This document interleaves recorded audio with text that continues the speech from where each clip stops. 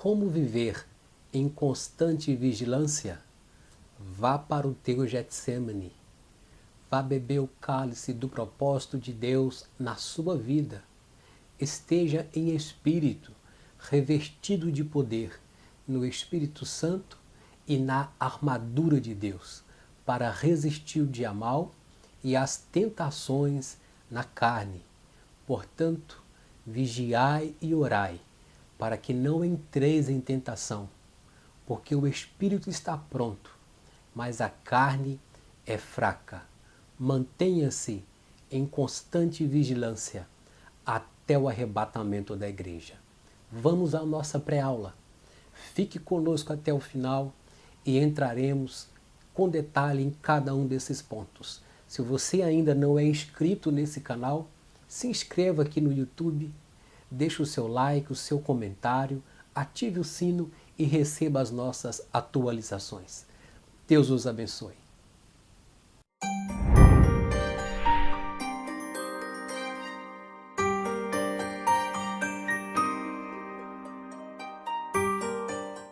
Graça e paz no Senhor e Salvador Jesus Cristo.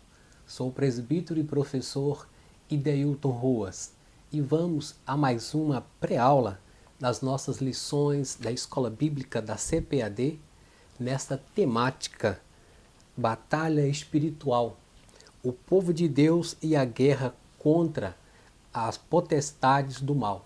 E chegamos à lição de número 12, vivendo em constante vigilância. O texto áureo nos diz: vigiai, estai firmes na fé, portai-vos varonilmente e fortalecei-vos. 1 Coríntios 16 e verso 13. Este contexto, a igreja de Corinto aguardava a próxima visita do apóstolo Paulo. E Paulo nos orienta a vigiar, estejai alertas, firme na fé, sejam corajosos, varões valorosos, fortalecei-vos, sejam a vossa força no Senhor. E nesse contexto, nós estamos esperando o arrebatamento da igreja, pois essa é a nossa maior esperança. E não podemos ficar dispersos, mas em constante vigilância.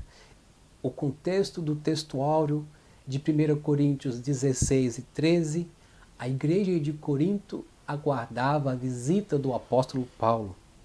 E para os nossos dias, a igreja aguarda a segunda vinda de Cristo para o arrebatamento da igreja.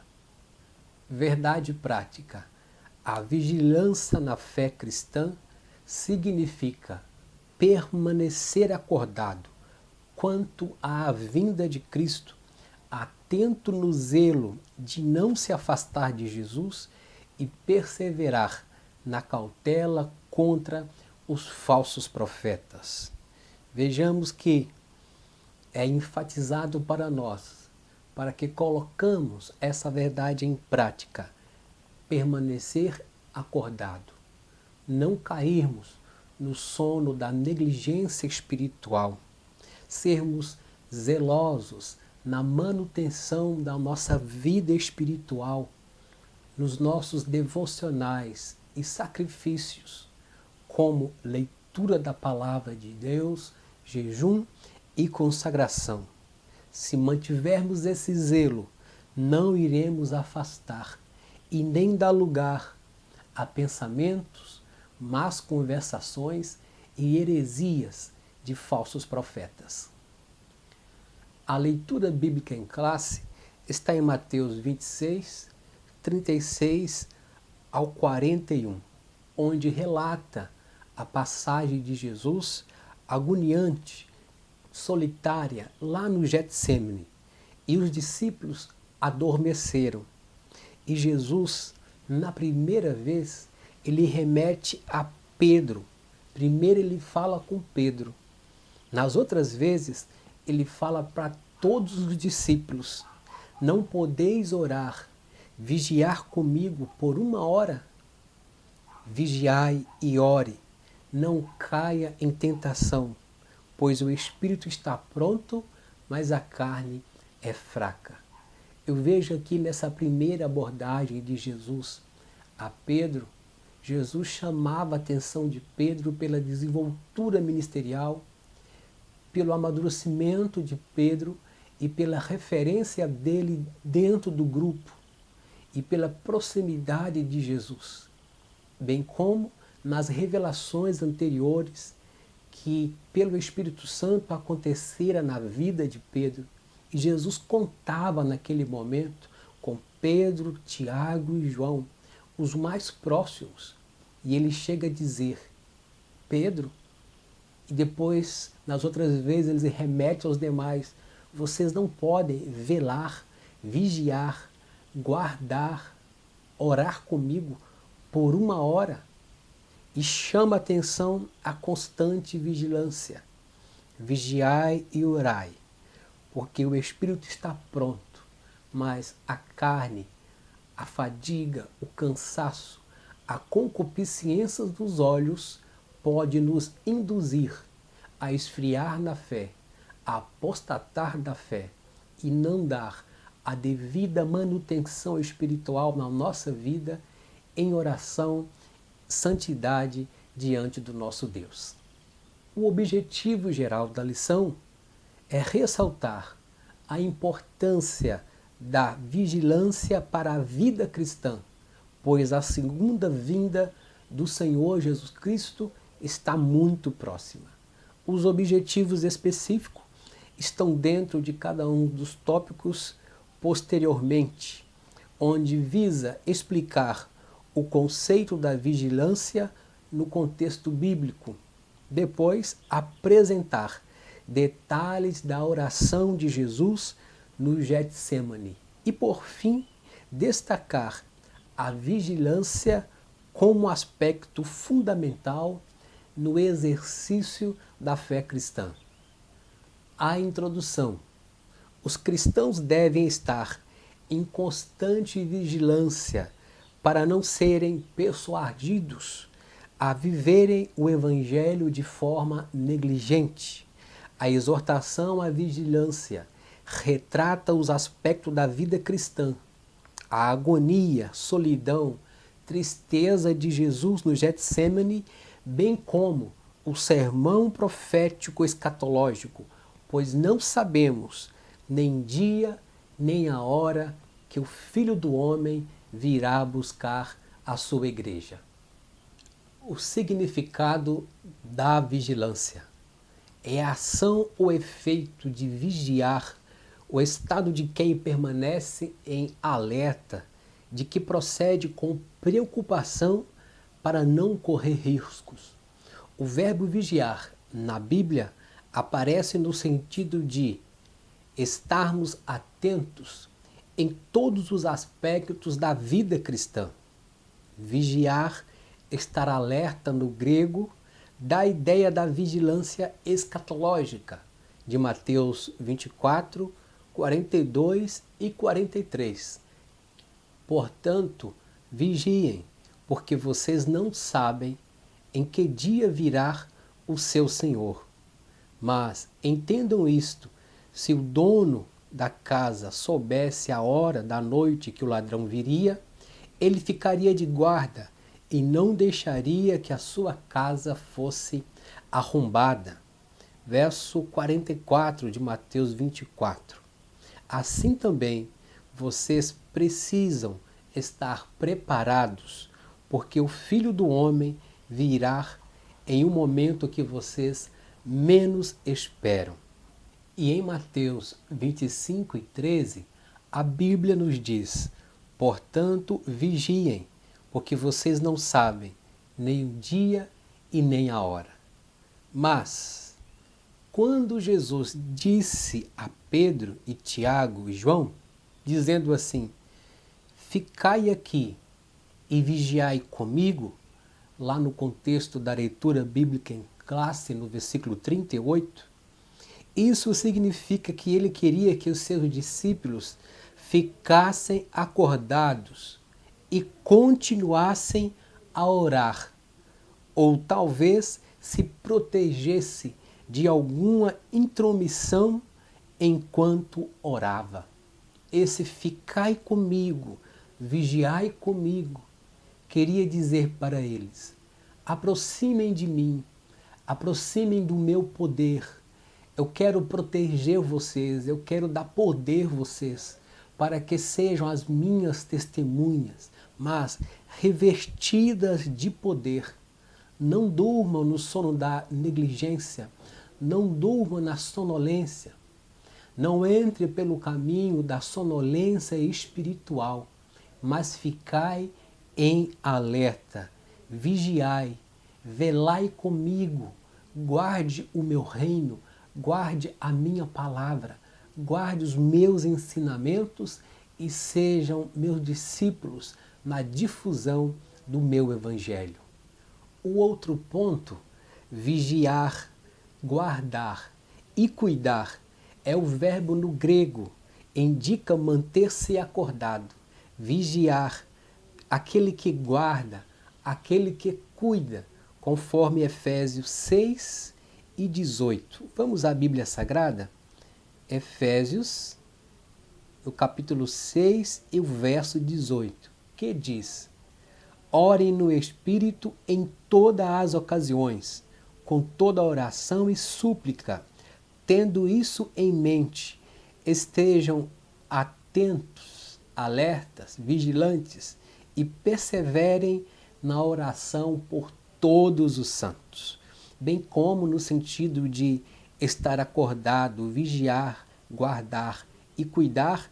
Em Hebreus 13 e no verso 17, nos diz o seguinte: obedeça os vossos líderes, pastores, submeta às autoridades deles, pois eles cuidam, eles velam, eles mantêm em vigilância de vocês, da vossa alma, como quem deve prestar conta. Obedeçam-lhes, para que o trabalho deles seja uma alegria e não um peso, pois isso não seria proveitoso para vocês.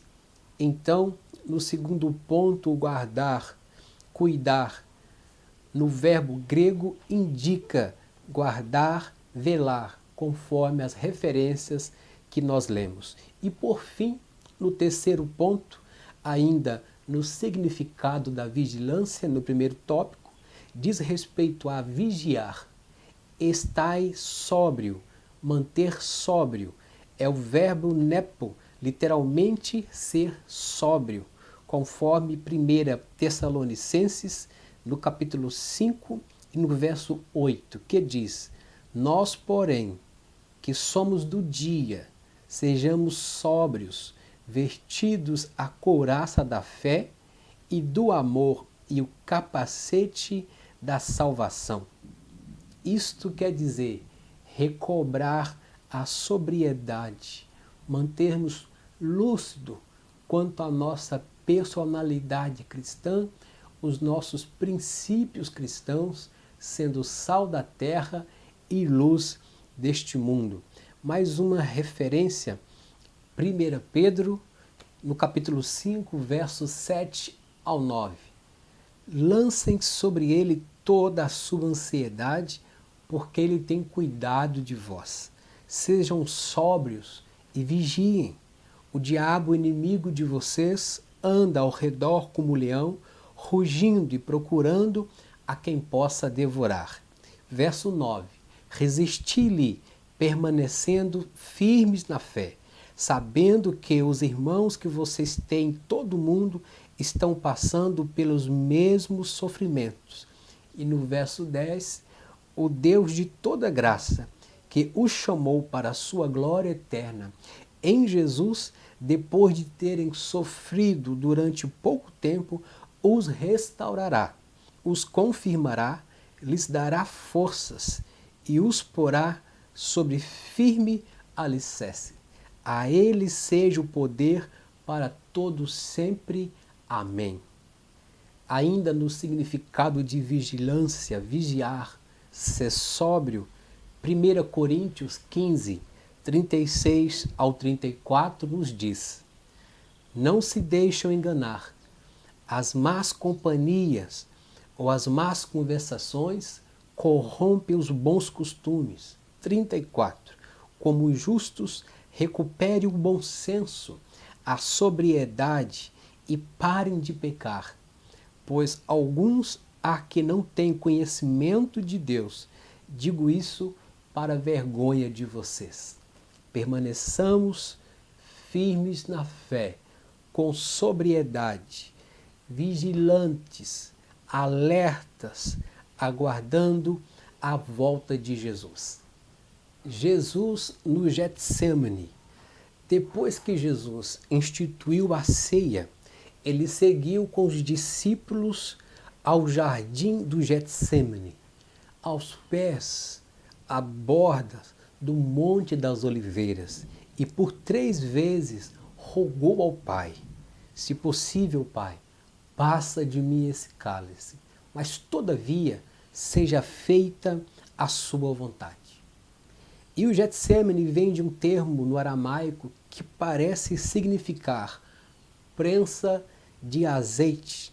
Era localizado na base, na encosta do Monte das Oliveiras. E o interessante é que Jesus tinha por costume orar no Getsêmani.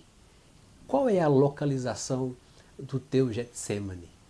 Nessa caminhada cristã, nessa caminhada de fé, para mantermos em constante vigilância, precisamos ter o nosso Getsêmani, precisamos ter o nosso Monte das Oliveiras, o local específico que pela manhã, à tarde ou ao meio-dia ou pela madrugada você dobra os seus joelhos, fecha a porta do seu quarto, entra no teu aposento e fala com Deus do céu. Tem um tempo de qualidade em oração a sós, na sua intimidade para com Deus. A oração faz a nossa alma respirar.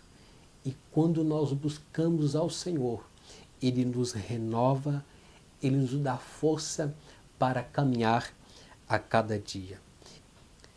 A angústia de Jesus no Getsêmani, e que Mateus nos relata, foi uma profunda tristeza mortal. Embora que o seu pavor não era a morte, mas o peso do pecado que o separaria do Pai, o Cordeiro de Deus, que tirou e tira o pecado do mundo.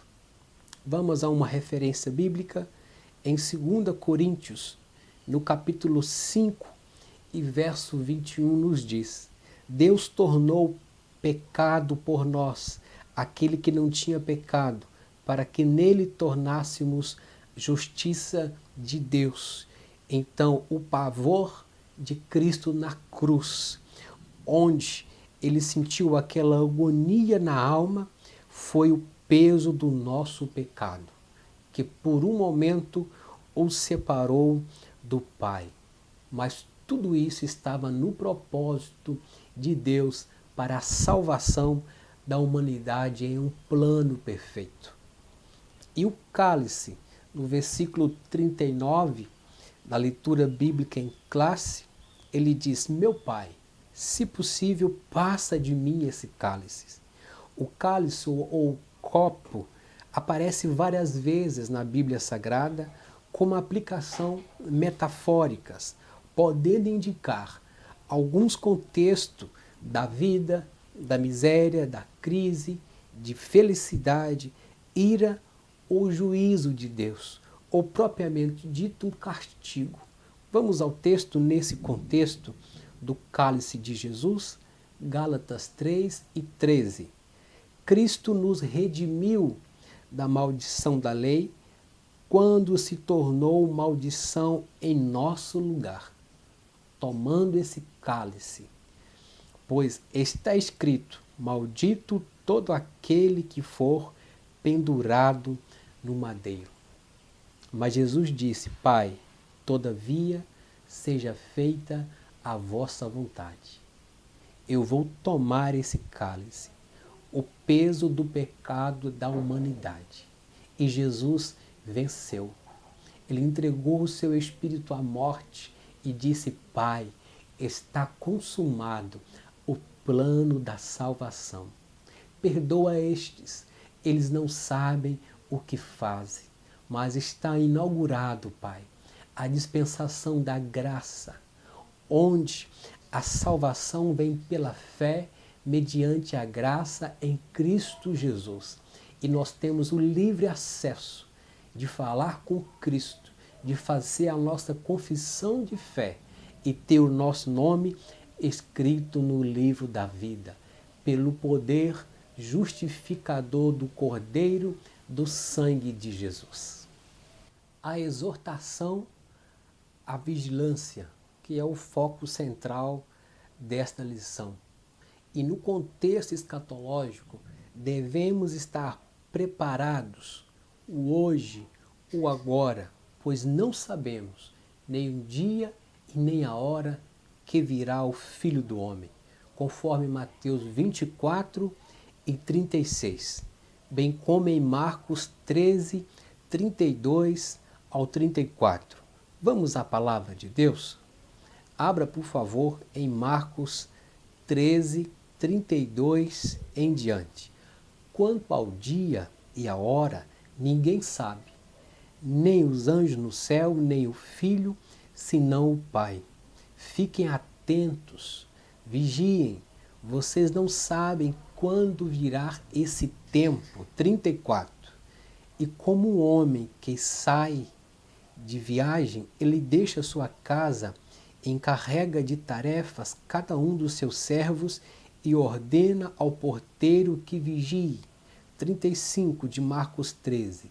Portanto, vigiem, porque vocês não sabem quando o dono da casa voltará, se à tarde, meio-dia ou à noite, ou ao cantar do galo, ou amanhecer. Se ele vier de repente, que não os encontrem dormindo.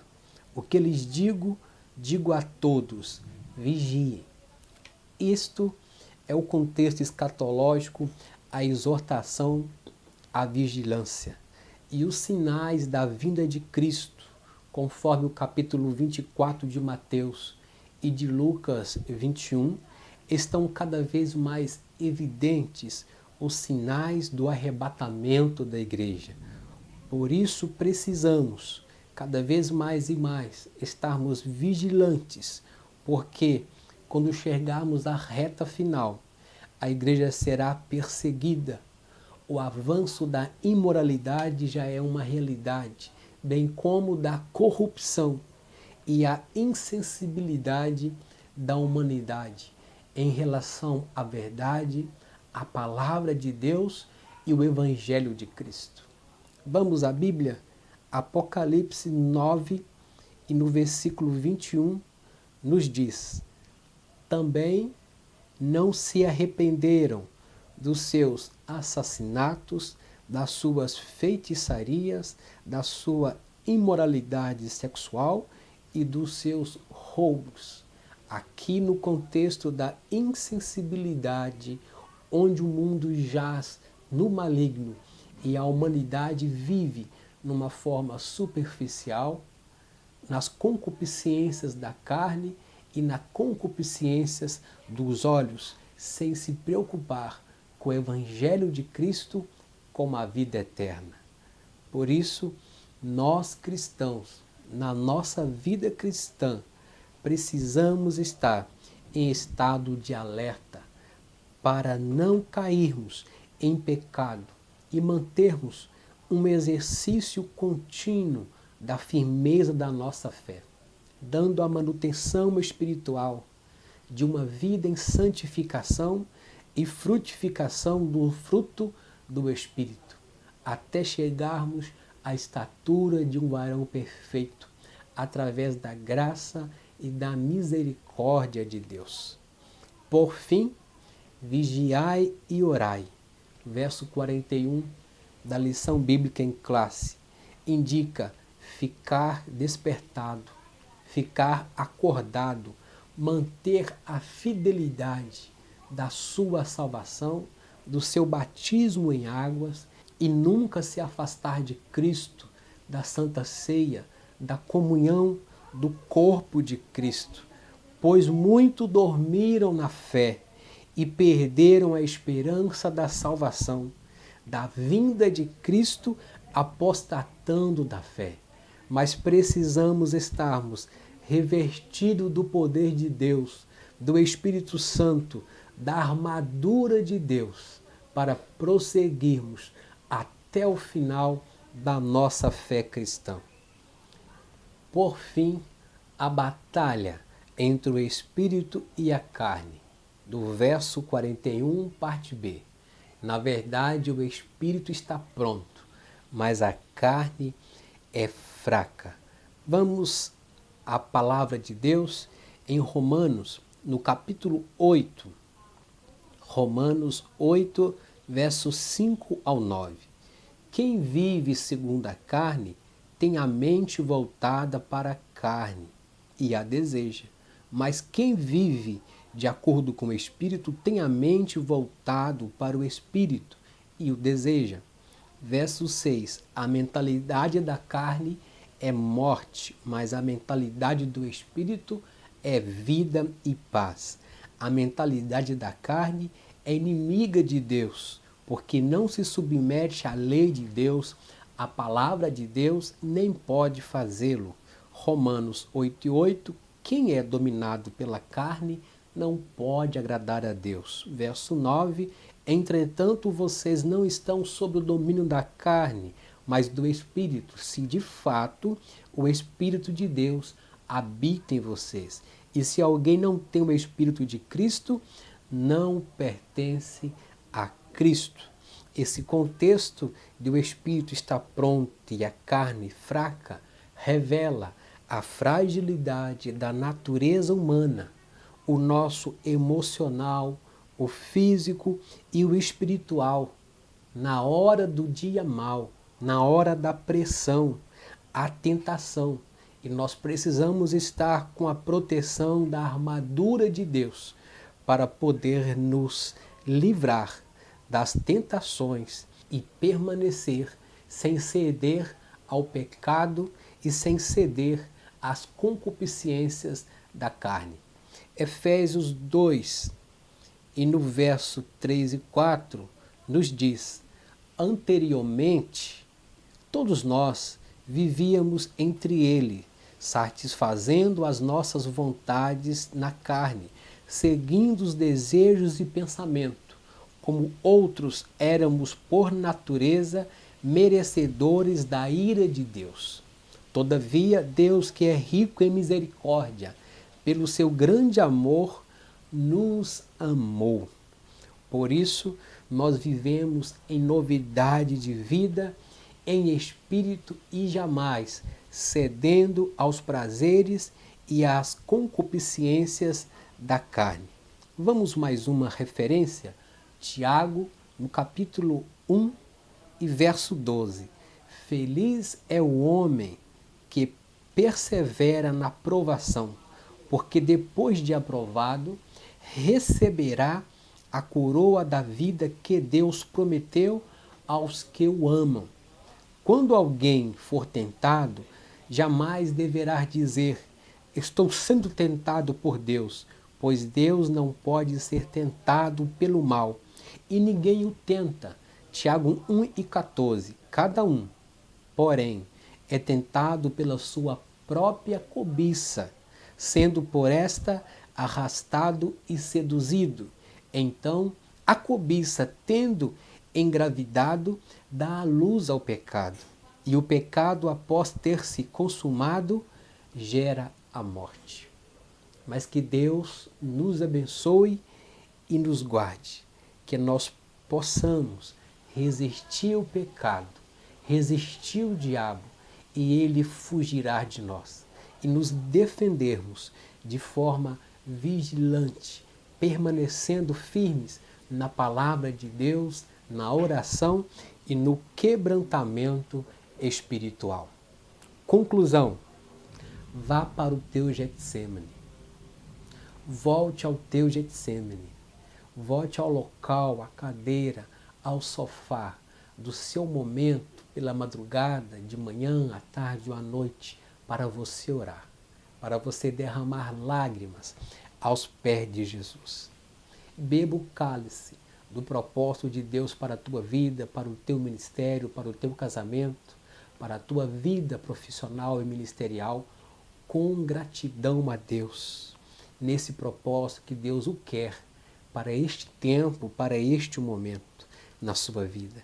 Esteja em espírito, viva em espírito, assim você vai agradar a Deus, sendo revestido do poder do Espírito Santo e da armadura de Deus para resistir o dia mal e as tentações da carne. Só assim manteremos em constante vigilância até o arrebatamento da igreja. Muito obrigado pela sua companhia até o final desta pré-aula. Que Deus abençoe a sua igreja, o seu ministério, a sua classe, a sua família.